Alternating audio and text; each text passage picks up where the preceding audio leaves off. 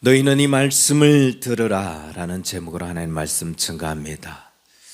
사실 이 제목을 거침없이 역사하시는 말씀이라고 정하고 싶었는데 너무 전투적인 것 같아서 너희는 이 말씀을 들으라 라고 그렇게 제목을 정해봅니다. 한 목사님이 잘 차려입은 두 사람과 함께 찾아왔어요. 옆에서 식사를 하고 인사를 하고 들려야 되겠다라고 하면서 왔는데 한눈에 봐도 이제 지방선거를 앞두고 선거운동을 하러 다니는 것 같았습니다. 아니나 다를까 명함을 이렇게 주는데 더불어민주당 시의원 후보라고 이렇게 명함이 적혀 있더라고요. 목사님이 저를 소개하면서 목사님이시라고 하니까 그 시의원 후보가 그러십니까? 저도 여기 땡땡 교회 강릉에 있는 큰 교회 그 안수 집사입니다 라고 하는 거예요. 처음에 그냥 들어와서 인사를 하면서 명함을 내밀었을 때 시의원 후보라는 것을 보고 저는 빈말로 고생하세요 라고 그냥 인사를 했어요. 그런데 어느 교회 안수 집사라고 그렇게 말을 하니까 할 말이 없더라고요. 그래서 고개를 까웃하면서 그래요? 라고 그냥 하고 말았어요. 사실은 속으로 당신이 다니는 교회 담임 목사님 내가 너무 잘 아는데 그 목사님도 아세요? 라고 이 말을 해주고 싶었지만 참았습니다. 왜 그랬는가? 제가 더불어민주당을 싫어하기 때문에 그런가요? 아니요. 그랬다면은 그분이 명함을 내밀었을 때 고생하세요 라는 말조차 안 했겠죠. 자기 입으로 교회 다닌다고 어느 교회 안수 집사라고 그러면서 좌파 명함을 내미니까 이 사람이 어떤 사람인가 그 얼굴을 한 번 더 보게 되더라고요. 왜? 제가 왜 이런 말씀을 드리냐? 아마 여러분 주변에도 이런 사람들 많이 있을 겁니다. 더불어민주당인데 교회 다닌다고. 아니 좌파인데 나는 교회 장로라고 안수 집사라고. 그게 뭐가 문제가 되냐고요? 저는 문제가 된다고 말씀을 드리지 않았어요. 문제라고 말씀을 드리지 않습니다. 다만 이런 사고를 가진 사람은 이런 말하는 것과 똑같아요. 이런 말을 하는 것과 똑같다고 저는 말씀드리고 싶습니다. 신앙은 참 좋은데 삶이 엉망이다. 이 말은 우리가 흔히 사람들을 평가할 때 그 사람의 신앙을 평가할 때 흔히 하는 말이기도 해요. 여러분들도 이런 말 많이 했을 거예요. 신앙은 좋은데 사람의 삶이 참 엉망이다. 근데 한번 묻고 싶습니다. 이 말이 맞는 말이에요? 이게 지금 맞는 말이라고 쓰고 있느냐? 신앙이 좋은데 삶이 엉망이다? 그게 무슨 방구도 아니고 이게 어떻게 맞는 표현이에요? 신앙이 좋은데 어떻게 삶이 엉망이 될 수 있어요? 삶이 엉망인 사람이 어떻게 신앙이 좋을 수 있어요? 삶이 엉망이라는 것은 신앙이 엉망인 거예요. 신앙이 엉망인 사람은 삶도 엉망일 수밖에 없어요. 신앙이 좋은데 삶이 엉망일 수 없다. 신앙이 엉망이기 때문에 삶이 그렇게 엉망으로 나오고 신앙이 좋으면 삶도 좋을 수밖에 없다. 신앙이 좋은데 삶이 엉망이다. 이건 둘 중에 하나가 틀린 거예요. 신앙을 잘못 평가하고 있든지 삶을 잘못 평가하고 있든지. 그럼 이 말이 왜 교회를 다니면서 좌파라고 하는 이 말과 같은 말이냐? 신앙이 좋은데 삶이 엉망일 수 없는 것처럼 신앙이 좋은데 좌파일 수 없다. 신앙이 좋은 사람이 좌파를 지지한다? 이건 잘못된 거예요. 신앙이 엉망이었기 때문에 좌파를 지지하든지 그게 정답이고, 그렇지 않으면 그냥 좌파라고 하는 사람들, 더불어민주당의 사상, 그들의 가치관, 그들의 주장, 이게 뭔지도 모르고, 그들의 이념, 이게 뭔지도 모르고 그냥 남들이 지지하니까 지지하는 거예요. 그름지고 장애가는 것처럼 그 정당에 대한 충분한 이해, 그들의 사상, 이념, 이거 모르고 그냥 이게 대세이니까 따라가는 거예요. 남들이 좋다고 하니까 자기도 가는 거죠. 주관이 없는 사람, 가치관이 없는 사람. 그렇지 않고 어떻게 그리스도인들이 좌파를 지지할 수 있는가? 어떻게 신앙 좋은 사람이 좌파 정당을 지지하면서 나는 안수 집사라고, 나는 장로라고 그런 소리를 할 수 있느냐? 좀 더 이야기를 해드릴까요? 이미 여러분 뉴스로 접했을 겁니다. 아니, SNS로 접했어요. 더불어민주당이 교회 해산법을 발의했습니다. 그 전에 인천 온누리교회 장로라고 하는 정일영 민주당 의원이 차별금지법을 발의해서 교회 핍박의 문을 열어놨어요. 그리고 그저께 목요일날 여러분 제명이가 목회자들이 정치적 발언을 이유로 문제 삼으면서 기독교를 이제 체계적으로 탄압하겠다고 그 의도를 비췄어요. 이걸 보고도 좌파를 지지한다고요? 이런 상황들을 보면서도 교회를 다니는데 좌파를 지지한다? 그게 정상적인 기독교인이라고 말할 수 있습니까?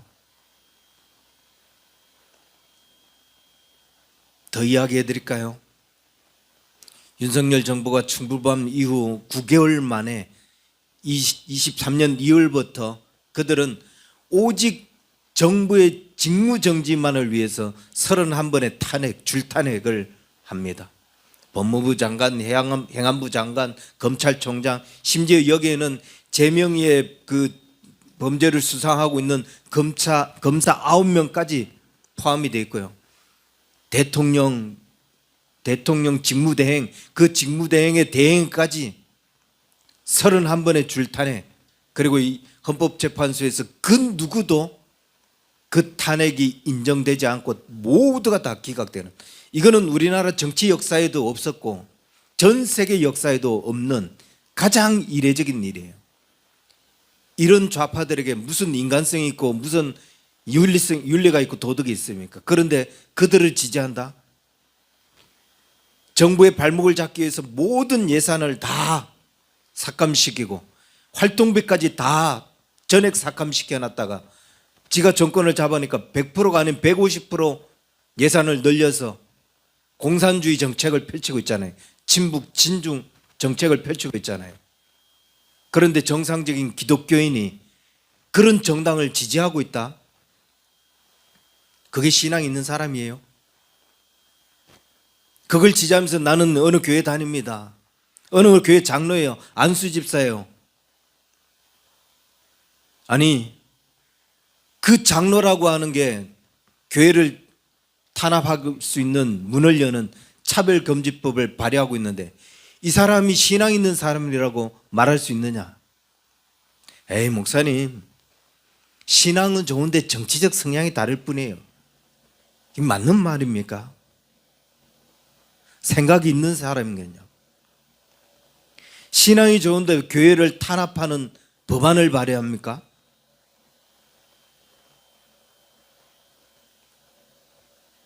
거듭 말씀드리지만 신앙이 좋은데 삶이 엉망일 수 없는 것처럼 신앙이 좋은데 그냥 정치적 성향만 다를 뿐이다, 신앙이 좋은데 좌파를 지지한다?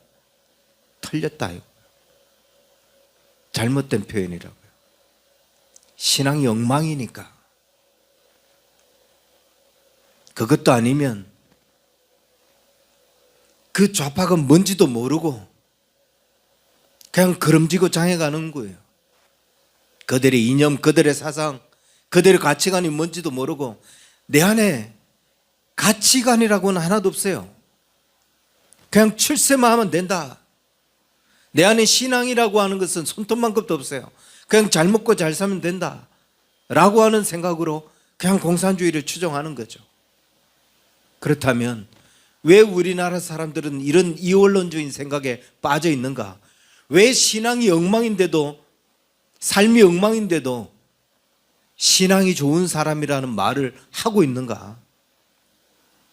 왜 신앙 좋은데 그냥 정치적 성향만 다를 뿐이라고 그렇게 평가하고 있는가? 공산주의를 지지하면서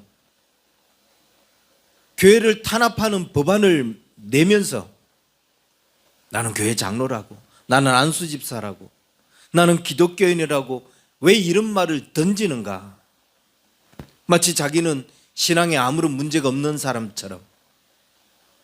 이유가 없습니다. 다른 이유가 없어요. 가장 큰 이유는 그 사람이 진리에 대해서 무지하기 때문이에요. 말씀에 대해서 무지하기 때문이에요. 하나님의 말씀에 대한 이해가 전혀 없어요. 하나님의 뜻, 하나님 나라에 대한 인식이 아주 희박해요. 그냥 신앙이 없는 사람이라는 거죠. 그게 아니라면, 그게 없는데 이런 정당을 지지하고 그게 없는데 이렇게 신앙생활하고 있다면 이 사람은 국가의식, 사회의식, 정당에 대한 인식, 그들의 이념, 그들의 가치관, 여기에 대해서 완전히 무지한 거죠. 역사의식이 없는 거예요. 그리고 그냥 잘 먹고 잘 살면 된다. 이게 대세니까 내가 출세하는 길은 이것뿐이다 라고 여기는 것뿐이에요. 그래서 하나님은 이 아모스 선지자를 통해서 이런 이원론적인 생각에 빠져 있는 사람들,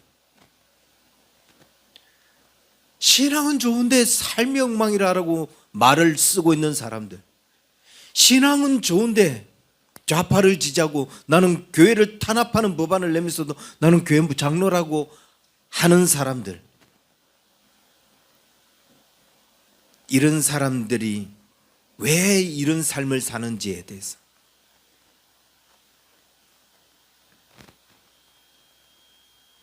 그들이 이런 삶을 사는 이유가 뭐고, 그리고 이런 삶을 살 때에 그 삶에 대한 결과가 무엇인지를 오늘 이 아모스 선지자는, 하나님은 이 아모스 선지자를 통해서 우리에게 말씀하고 있습니다. 하나님의 뜻을 아는 자, 하나님의 은혜를 입은 사람이라면 절대로 그렇게 살아갈 수 없다는 것을 이야기하면서 이런 이원론적 사상, 이원론적인 사고에 빠져 있는 사람들이 결국은 어떻게 되는지, 그들에게 무슨 일이 일어나는지를 선포하고 있다는 거예요. 그렇다면 이 아모스의 중심 구절, 핵심 구절이 뭐냐? 중심 주제라고 할 수 있는, 그게 바로 5장 24절인데 5장 24절에 뭐라고 이야기하냐면 오직 정의를 물같이 공의를 마르지 않는 강같이 흐르게 할 것이다. 저는 이 표현이 옛날 개역 성경, 그 성경이 훨씬 가슴에 다가와요. 오직 정의를 하수같이 공의를 마르지 않는 샘같이 흐르게 하라. 굳이 하수가 더 깊은 의미를 있는 왜 이걸 물로 해석했고, 강이라는 말보다 샘이라는 말이 더 깊은 의미가 있는데, 물이라는 말, 강이라는 말은 이게 무트로 드러난 거잖아요. 물, 강. 근데 지금 정의를 하수같이 공의를 마르지 않는 샘같이, 이건 마르지 않음을 이야기하는 거거든요.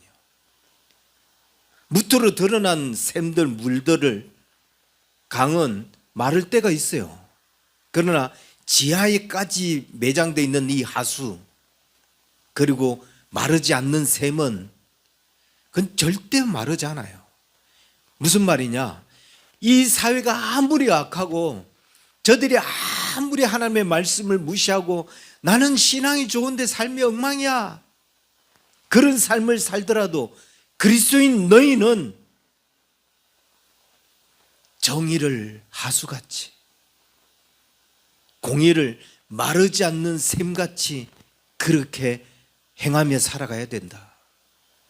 세상이 아무리 그렇게 살아간다 할지라도 하나님의 은혜를 입은 너희들은 믿지 않는 사람들보다 훨씬 더 우월한 도덕성, 훨씬 더 높은 수준의 윤리성, 그걸 가지고 살아가야 된다는 거예요. 정의를 하수같이, 공의를 마르지 않는 샘같이. 다른 사람은 먹고 살기 위해서 나를 이용하고 속이고 거짓말하고 도둑질하고, 아니 잘 먹고 잘 살아보려고 내가 신앙이 있는데도 불구하고 좌파를 지지하고 좌파 정당의 명함을 만든다 할지라도,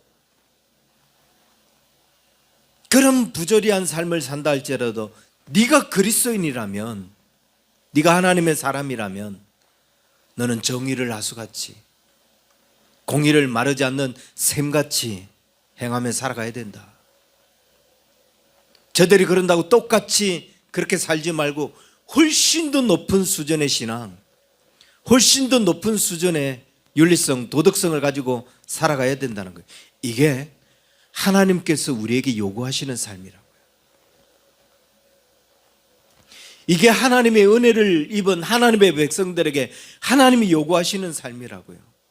그런데 어떻게 우리가 신앙이 있다라고 하면서 삶이 엉망인 걸, 그걸 인정하고 저 사람은 신앙이 좋은데 삶이 엉망이야, 그걸 인정할 수 있냐?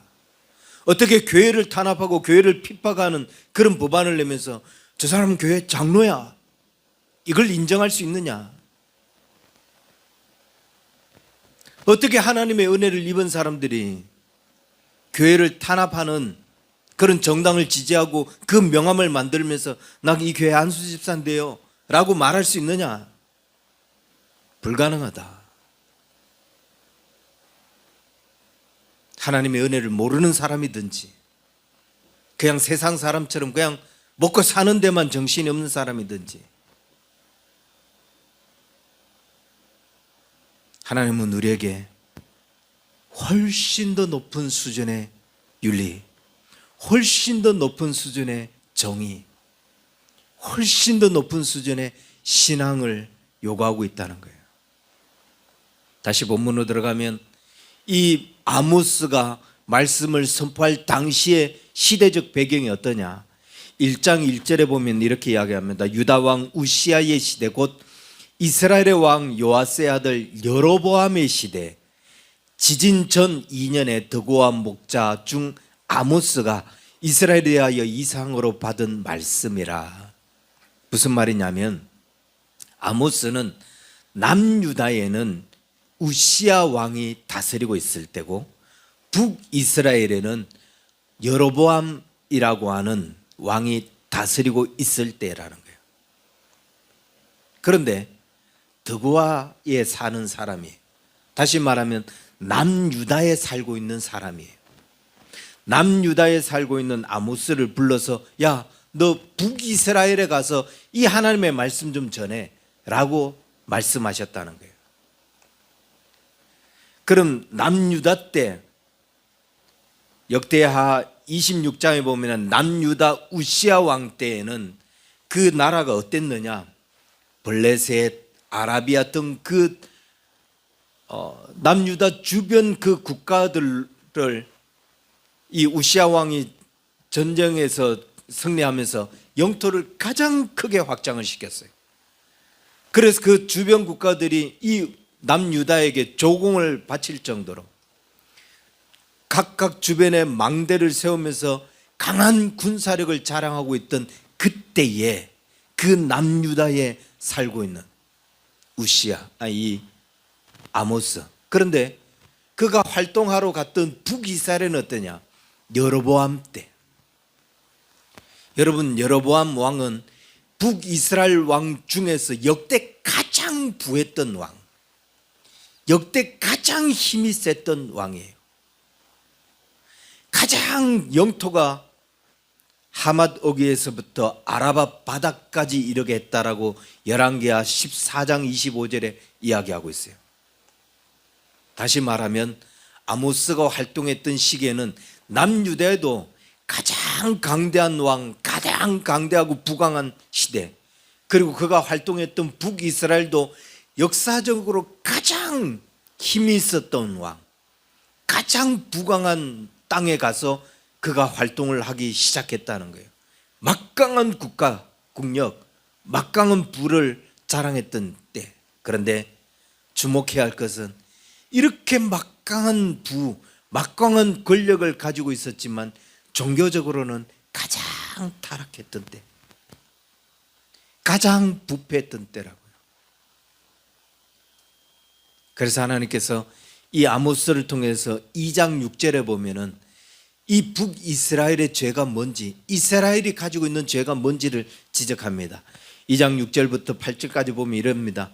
여호와께서 이와 같이 말씀하시되 이스라엘의 서너 가지 죄로 말미암아 내가 그 벌을 돌이키지 아니하리니 이는 그들이 은을 받고 의인을 팔며 신 한 켤레를 받고 가난한 자를 팔며 힘없는 자의 머리를 티끌 먼지 속에 발로 밟고 연약한 자의 길을 굽게 하며 아버지와 아들이 한 젊은 여인에게 다녀서 내 거룩한 이름을 더럽히며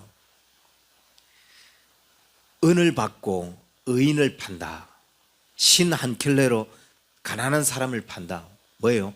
돈이면 전부였어요. 돈이면 인신매매를 하는 거예요. 돈이 된다? 의인 다 팔아버리고요. 사람까지 팔아요. 반인륜적인 행위, 반인륜적인 범죄를 저지르고 있어요. 그런 죄를 범하는 사람들 안에 인간성이 어디 있어요? 도덕성이 어디 있어요? 돈이면 그냥 내 스승, 의인, 돈 몇 푼 준다면 저 사람이 이런 죄를 지었으니까 데려가세요. 그런 나라에 도덕성이 어디 있습니까? 윤리가 어디 있어요? 힘없는 자의 머리를 티끌 속에 밟고 연약한 자의 길을 굳게 하고, 힘없는 자는 가난하고 뭔가 신분적으로 비천한 사람들, 그런 사람을 좀 가난하다 그냥 머리를 밟고 티끌에 짓눌러요. 연약하다, 이 연약하다는 것은 가난하고 뭐 신분적으로 천한 사람을 의미하는 게 아니라 이 성품상 그리고 직업상 연약한 사람, 겸손한 사람을 이야기합니다. 마음을 다른 사람처럼 독하게 먹지 못하는 사람, 그냥 의인들 있죠. 좋은 게 좋다라고 말하는 사람들.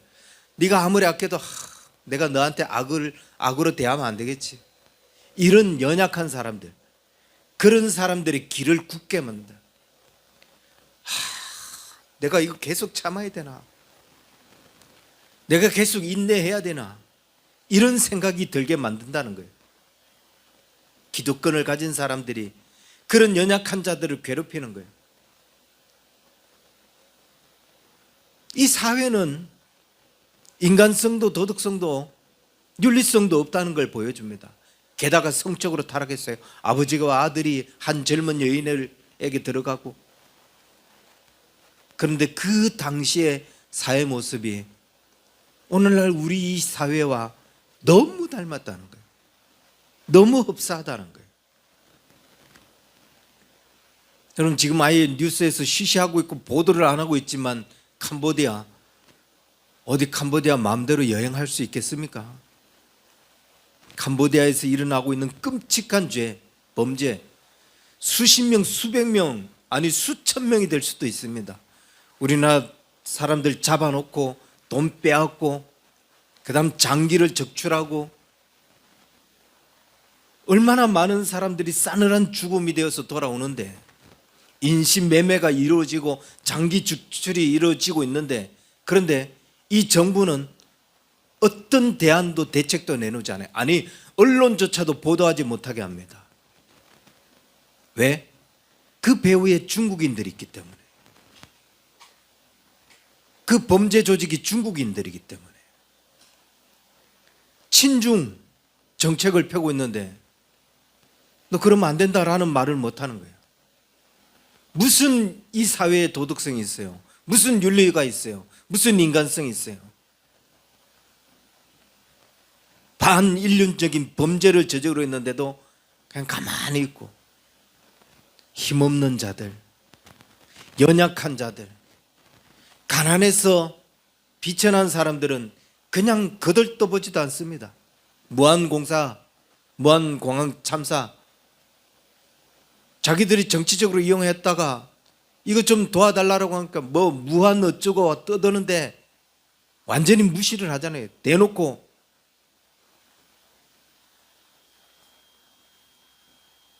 연약한 자들, 성품상, 신분상 겸손한 자들, 참아야 하고 인내해야 하는 사람들, 그들 체계적으로 이제 탄압하겠다고 예고를 하잖아요.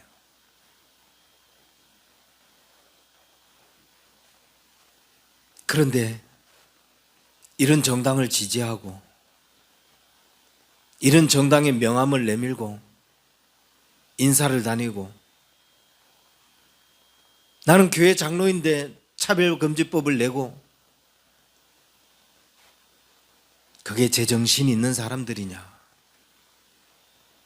그게 신앙이 있는 사람들이냐? 그 사람들 안에 정말 윤리, 인간성, 도덕성이 있을까라는 의문까지 듭니다. 이 사회가 그러니까 하나님께서 아모스를 불러서 그 땅을 심판하겠다는 메시지를 던집니다. 근데 여기서 우리가 한 가지 더 기억해야 할 게 있어요. 아모스가 어디 사람이라고요? 어떤 선지자라고요? 가장 부했던 남녀다. 뭐 가장 부했던 건 아니지만 그 시대에 부강했던, 그리고 북이스라엘도 부강했던 막강한 힘을 가지고 있던 그런 데 가서 외치는데, 남유다에 있는 사람을 가지고 북이스라엘에 가서 외치라고 했어요. 그렇다면 이런 생각을 할 수 있습니다. 북이스라엘에는 선지자가 없나? 왜 없어요? 왜 북이스라엘에 얼마나 많은 선지자 생동들이 있고 선지자들이 있는데, 그럼 하나님께서 그 사람들을 깨워서 그 사람들 중에 한 사람 북이스라엘 향해서 선포하게 하면 되지 않았을까? 너무나 안타까운 것은 사회가 그러니까, 그 사회가 그냥 다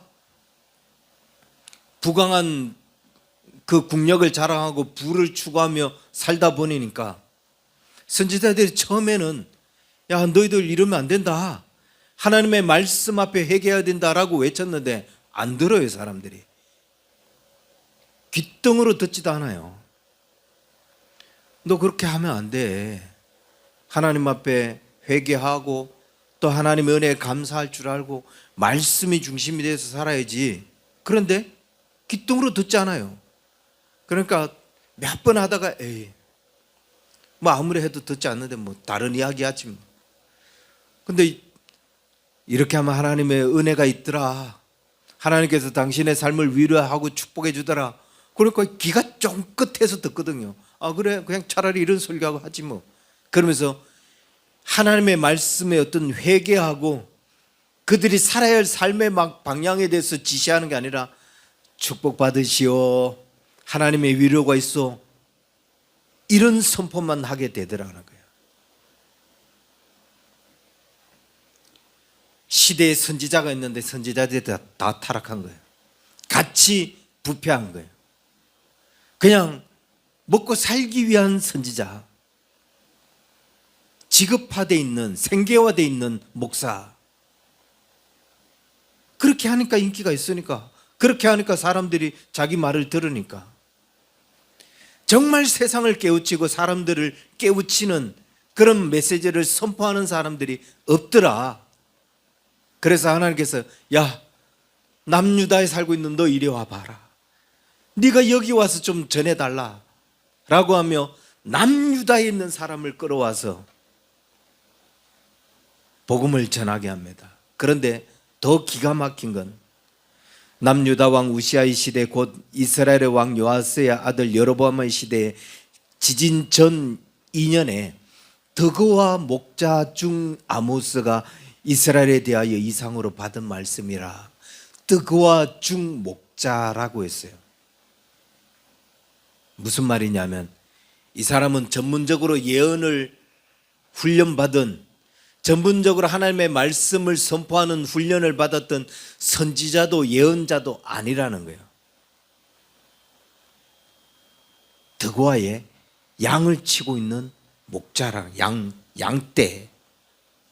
그래서 7장 14절에 보면 아모스가 직접 이렇게 이야기해요. 나는 선지자가 아니며 나는 선지자의 아들도 아니다. 나는 목자요 뽕나무를 재배하는 자다. 그런데 양떼를 따를 때 여호와께서 나를 데리고 와서 가서 내 백성 이스라엘에게 예언하라 라고 하셨다는 거예요. 뭔 말인지 아시죠? 북이스라엘에 그렇게 많은 선지자가 있는데 아무도 하나님의 말씀을 전하지 않아요. 그러니까 남유다에 있는 양을 치는 선지자 훈련도 안 받고 예언자 훈련도 안 받은 양을 치는 목자를 데리고 와서 내 백성 이스라엘을 향하여 예언해라 라고 했다는 거예요. 왜 수많은 선지자들을 제쳐놓고 하나님께서 양을 치는 사람을, 그것도 다른 나라에 있는 사람을 데리고 와서 하나님의 말씀을 선포하게 했는가? 목사들이 타락했으니까, 선지자들이 타락했으니까.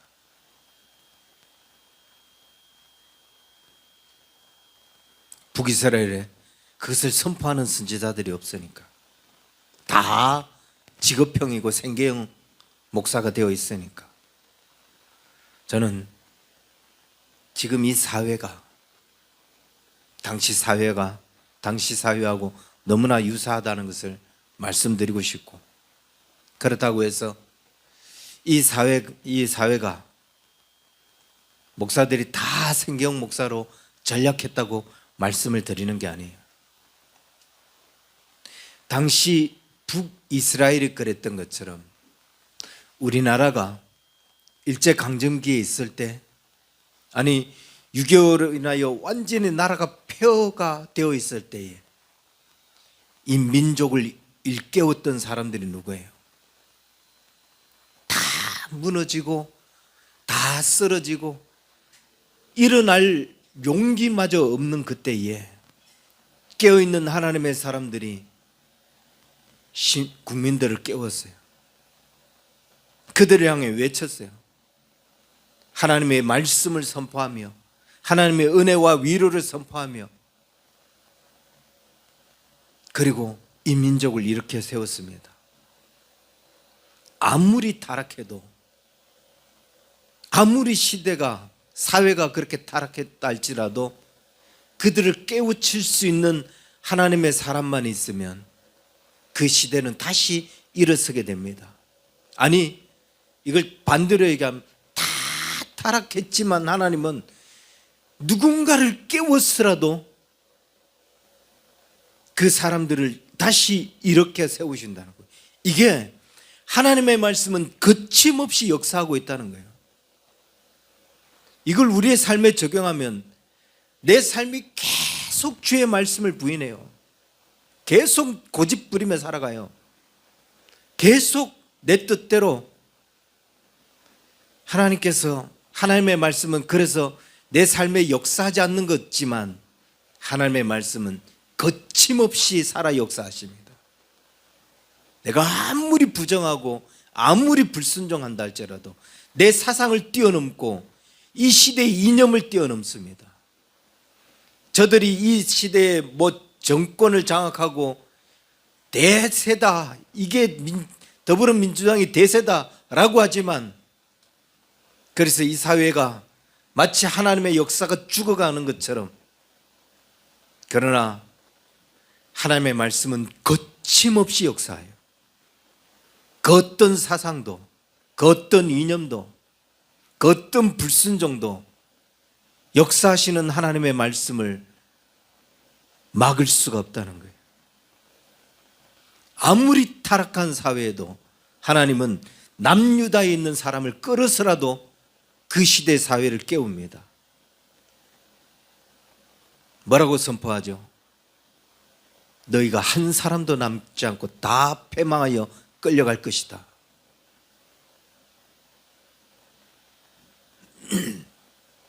그걸 어떻게 들으면 저주를 선포하는 거예요. 하나님의 심판의 메시지를 선포하는 거죠.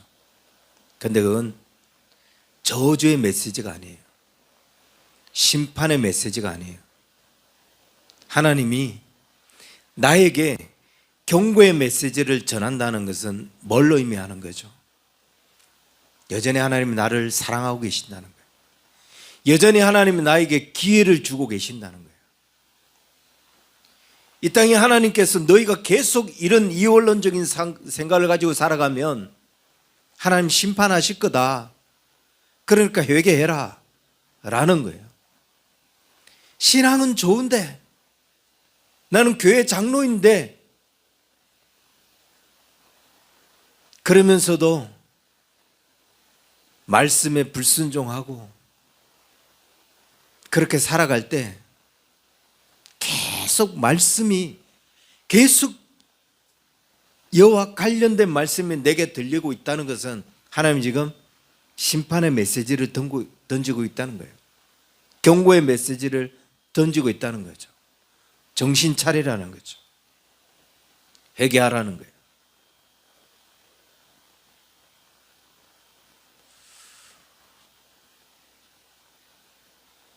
끊임없이, 그럼에도 불구하고 끊임없이 이들을 추종하고 따라가면 뭐 우리나라 그냥 베네수엘라 되는 거겠죠. 독재 정권에 넘어갔던 50년 전 인도가 될 거고 홍콩이 될 거예요. 근데 이 경고의 메시지를 듣고 거침없이 역사하시는 그 하나님의 말씀을 우리가 신뢰하며 그 말씀 앞에 이 땅에 하나님의 역사가 다시 일어나도록 그렇게 기도하며 그 말씀을 사로잡을 때, 그 말씀 앞에 사로잡히는 삶을 살 때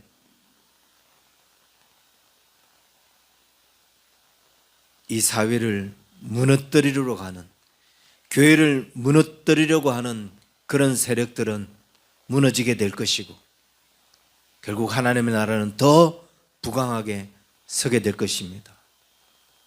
사랑하는 성도 여러분, 하나님의 말씀은 거침없이 역사하십니다. 내 삶에도 내가 이것이 죄인지 아닌지 깨닫지 못하고 있을 때도 하나님의 말씀은 거침없이 역사하고, 내가 불순종하고 있을 때에, 내가 계속 고집 부리고 있을 때에 하나님의 말씀은 거침없이 역사해요.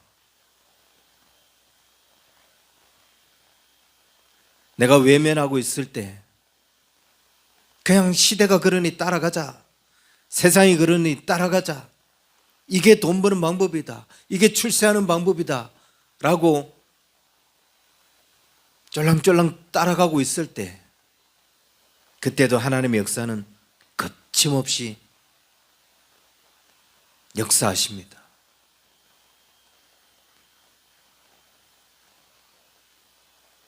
교회에서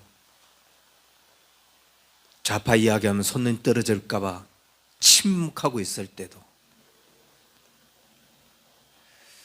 기억해야 됩니다. 하나님의 말씀은 모든 시대, 모든 사상, 모든 이념, 그리고 모든 불순종하는 그들의 삶에 있어서도 가로막히지 않고 거침없이 역사하고 있다는 것. 이 사회를 뛰어넘어서 다른 사회 사람을 끌어와서라도 하나님의 말씀이 역사하고 있다는 걸 기억하고 주의 말씀에 순종할 수 있는 저와 여러분 될 수 있기를 주의 이름 간절히 축원합니다. 기도하겠습니다.